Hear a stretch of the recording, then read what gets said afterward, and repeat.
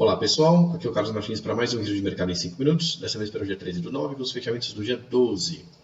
Ibovespa hoje voltando um pouco, 1%, depois da queda de quase 4% do último pregão. Como a gente falou no último giro de mercado, esse movimento aqui, que aconteceu também em vários papéis, é um movimento ainda anulável. O que quer dizer isso? Quer dizer que ele não rompeu nenhum suporte forte nesse movimento. Essa volta de hoje já foi um kick no suporte aqui do Ibovespa e dos outros gráficos que a gente vai ver também, nos suportes. Já foi um kick para cima, mas essa semana ainda tem muito chão pela frente. E se o Ibovespa não resistir e voltar a passar para baixo do suporte aqui, a gente desmonta aí as projeções de alta que a gente estava vendo. Tá? A gente está vendo aqui um Fibonacci agora reposicionado, e essa reposição do Fibonacci que colocou os 57.500 pontos como suporte, que é o mesmo valor que estava lá nos gráficos semanais da tendência de 2010. Falando agora do Ibovespa Futuro, que fez um movimento muito parecido, ele que tinha um potencial de venda se ele fechasse aqui abaixo dessa linha que eu estou traçando bem inclinadinha, tá? Está na casa dos 57.700 até os 58.500 mais ou menos. Ele chegou a abrir para baixo, mas fechou bem forte para cima, desmontando qualquer possibilidade de venda imediata, mas voltou apenas uma parte também do que ele tinha caído. Então a gente ainda está, se essa semana o Ibovespa se desmontar e até sexta-feira e voltar a cair, realmente a coisa pode ficar meio complexa, meio complicada aqui nesses gráficos, e novas projeções de baixa tendem a se abrir. Falando agora do dólar, que voltou a cair hoje, ele está andando exatamente ao contrário do Ibovespa, então ele voltou aqui para a metade do caminho da indefinição dele, por 3,26, tem a linha aqui no meio 3,27, e o intervalo que a gente está vendo é o 3,16 até o 3,34. Tá? Essa região, bem entre o 3,20 e o 3,30, é a região mais indefinida dele, tá? Que exatamente é onde ele vai andando. A máxima do dia hoje, 3,33, abriu com um mega gap de alta, mas aí voltou tudo para terminar com quase 1% de baixa aí no fechamento, então o dólar segue indefinido. Aqui a Petrobras, que abriu com um gap de baixa, em linha com a estrela da noite que ela montou na sexta-feira passada, mas subiu ao longo do dia para dar um sinal falso da sexta-feira e apontar um outro sinal de piercing line aqui, outro sinal de candlestick de compra agora, que na verdade está mais para anular o movimento anterior do que para dar uma compra propriamente dita. Não é só esse gráfico, tem vários gráficos dando sinais falsos. A gente vai ver o nosso gráfico do Itaú também estopando no preço de entrada e depois subindo.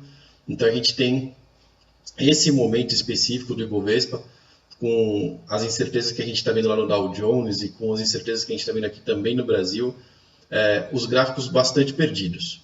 Tá? Então não tem uma linha que os gráficos estão seguindo de curto prazo, a gente está vendo cada dia andando completamente descasado do dia anterior, não está engatando 2 dias seguidos de tendência forte assim, em todos os papéis. Tem alguns papéis que engatam alguns dias a mais, outros papéis ficam alguns dias mais para baixo, mas o índice mesmo está bastante errático, assim como o dólar. E isso deve, eu já falei isso ontem, isso deve se resolver ainda esse mês. Normalmente ele não fica tão errático tanto tempo, e já faz aí algumas semanas que o índice faz isso, desde do começo do mês de agosto, aí, que era um mês bem difícil por causa das resistências que vêm de 2010, que estavam para ser rompidas, que foram, mas no mensal mais curto, no semanal um pouco maior, depois fazendo um pullback, e o índice voltando aí para testar a linha na sexta-feira passada de 2010. Então está tudo muito, tem muita história para trabalhar dentro de pouco gráfico, tá? Então a gente tem 6 anos de história aí se comprimindo dentro das últimas 2, 3 semanas de gráfico, e é por isso que a gente está vendo essas maluquices. Aqui a Vale 5 também tinha perdido o canalzinho ontem, hoje já subiu de novo, tá? Mas o canalzinho perdido, esse aqui está perdido definitivamente. Agora a figura que vale é mais esse retângulo, dá até para a gente tentar tirar essas linhas daqui. Tirar a linha do canal daqui, que vale agora é o retângulo mesmo, tá? Do 14,30 até o 15,43.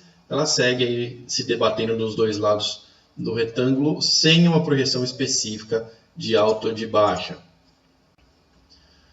Falar agora do Banco do Brasil, que fez uma mínima lá para testar o último suporte, depois voltou tudo, né? Não abriu um gap de baixa, né? A parte legal do Banco do Brasil que ele tentou abrir perto do que tinha feito na semana passada, mas durante a manhã deu uma mínima mais baixa lá embaixo, voltou para fechar ainda com uma leve alta de 0,5%, né? A Bovespa que subiu 1% hoje, mas durante a manhã a coisa estava bem mais feia, foi melhorando aí ao longo do dia, né? Foi gradativamente retomando a posição de alta, isso porque ela está batendo no suporte forte lá de 2010, como eu acabei de falar, e os papéis também estão batendo no seu suporte, então a força foi sentida aí hoje.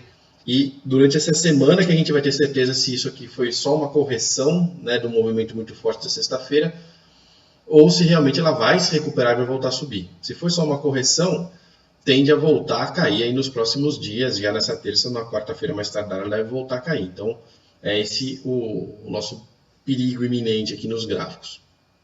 Aqui o Itaú, que com a mínima de 34,81 estopou a posição comprada, né? Ele estava comprado no 34,90, com stop já no 34,92, que a gente tinha subido quando ele ficou 2 candles inteirinhos para cima da última resistência. A resistência que sobrava era a projeção, então ele tinha subido o stop para o preço de entrada, o stop foi para o Beleléu, tá? Então a operação acabou no 0 a 0, não deu prejuízo, não deu lucro, né? Ficou com esses 2 centavos aí num conto, né, de lucro.